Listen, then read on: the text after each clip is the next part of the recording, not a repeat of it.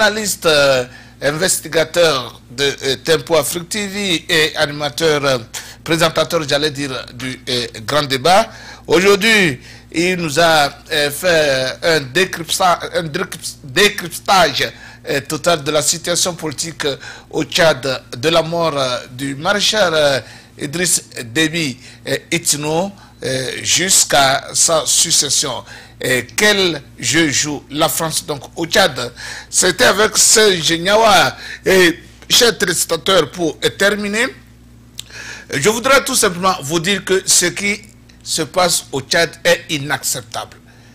Ce qui se passe au Tchad est inacceptable dans la mesure où on ne peut pas dire une chose dans un pays francophone africain et dire une autre chose dans un autre pays francophone africain. Car si la France veut être juste, si la France veut être égale, si la France veut être fraternelle, elle devrait donc appliquer fraternité, égalité, et puis tout cela aussi au niveau de tous les pays africains.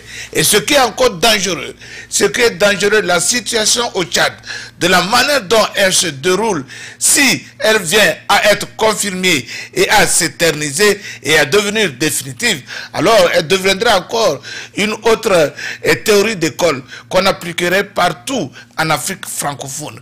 Et tous les pays francophones donc de l'Afrique devraient devenir des pays tutelles, devrait être placé sous tutelle, qui ne dit pas son nom, pour qu'il y ait encore un autre partage de ce pays-là. N'oubliez surtout pas que ce qui se passe au Tchad, ce qui se passe au niveau du Mali, ce qui se passe au niveau du Nigeria, ce qui se passe au niveau du Niger, ce n'est qu'une partition de ce pays-là. On veut avoir un 2 Tchad. On veut avoir un 2 ou un 3 Mali. On veut avoir un 2 Nigeria. C'est un autre partage de l'Afrique qui ne dit pas son nom. Et c'est à nous Africains. C'est à nous Africains de nous réveiller. Nous pouvons bloquer cela. Nous pouvons déjouer ce coup machiavélique de l'Occident. Sans armes. Sans effusion de sang. Nous pourrons et nous allons pouvoir le faire si et si seulement nous Africains, nous changeons de mentalité. Quand je dis changer de mentalité, je voudrais tout simplement dire que l'élite africaine ne soit pas une élite blanche dans la peau noire. Je voudrais qu'elle soit une élite noire dans la peau noire. Qu'est-ce que j'entends par élite blanche dans la peau noire? C'est-à-dire que ces noirs qui agissent juste pour protéger l'intérêt de l'Occident.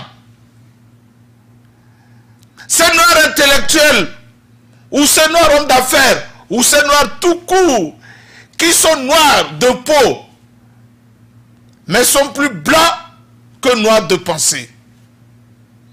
Ces noirs-là qui pensent seulement à promouvoir l'Occident, à défendre l'Occident, à faire valoriser l'Occident sur le sol africain, mais c'est ces noirs-là qui doivent changer leur mentalité pour adopter une mentalité noire dans un corps noir qui pourra faire avancer l'Afrique.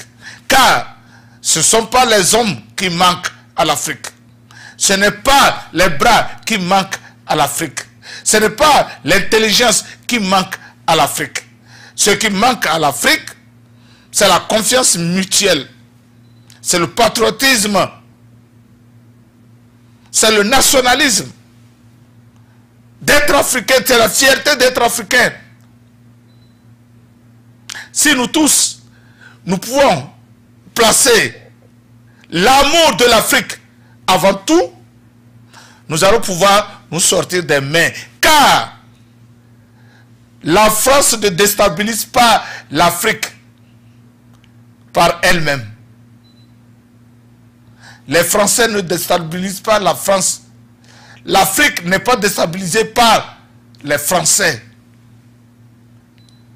L'Afrique est déstabilisée par les Africains français. Plus français que les Français eux-mêmes. Qu'est-ce que je veux dire par là?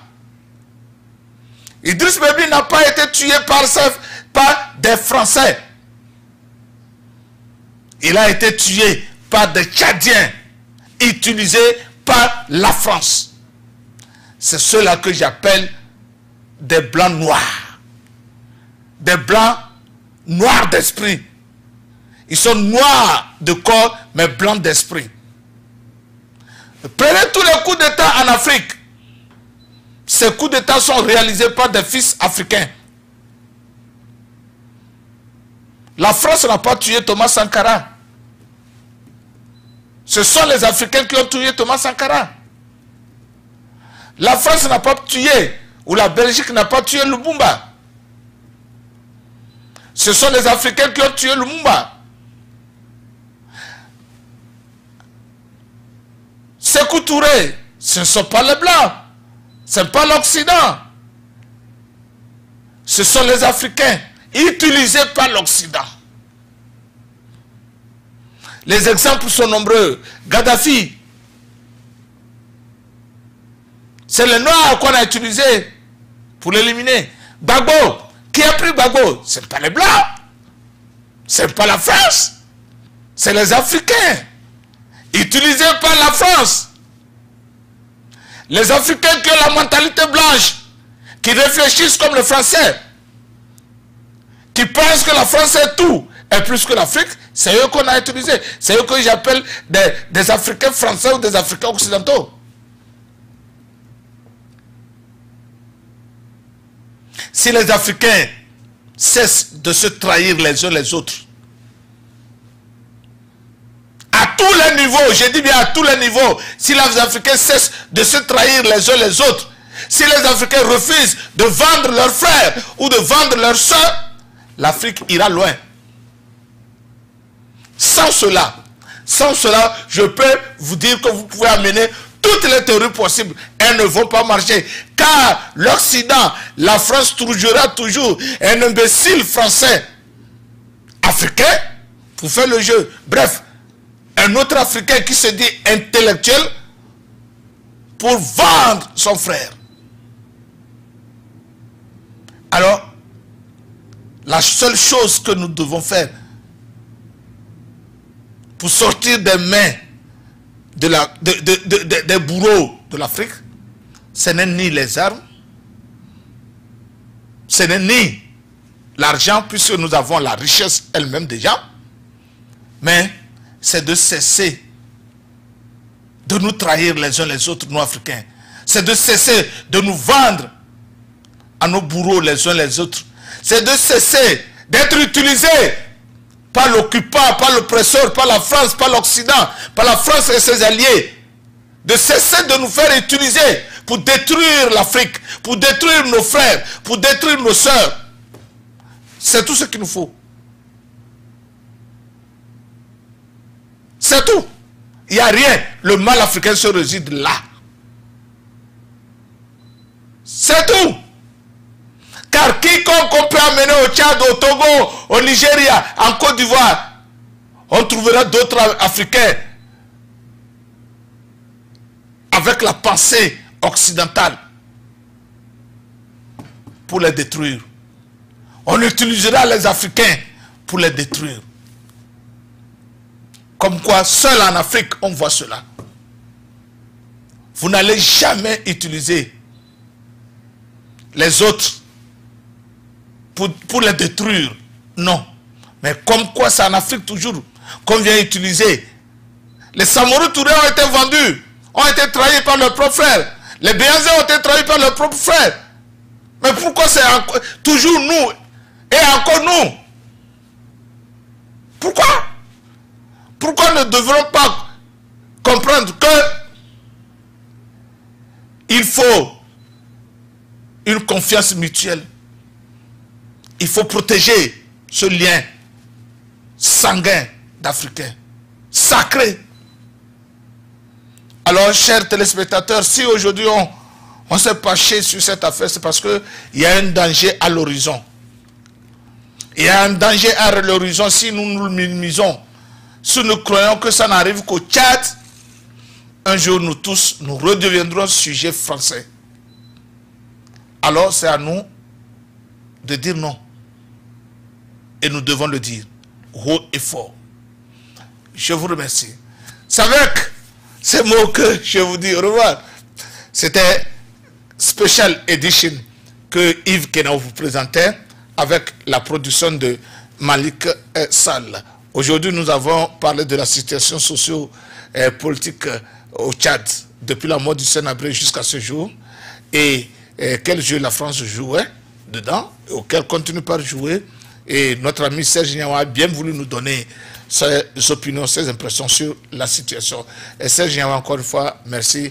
Et à vous tous, chers téléspectateurs de Tempo Afrique TV, vous qui avez suivi Special Edition, je vous dis au revoir. Je vous donne rendez-vous la semaine prochaine. Et jusque-là, que Dieu Tout-Puissant, Allah, vous garde et vous protège. Ne quittez surtout pas. Dans quelques instants, le pasteur Edo sera avec vous. Passez une excellente nuit. Bye bye.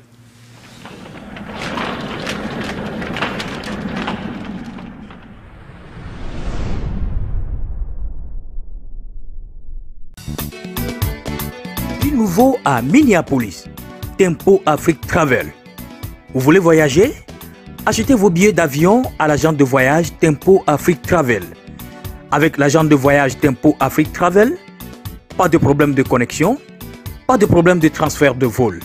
Avec l'agent de voyage Tempo Afrique Travel, c'est le voyage en toute tranquillité, en toute beauté, de votre maison jusqu'à votre destination. Votre satisfaction est notre plaisir.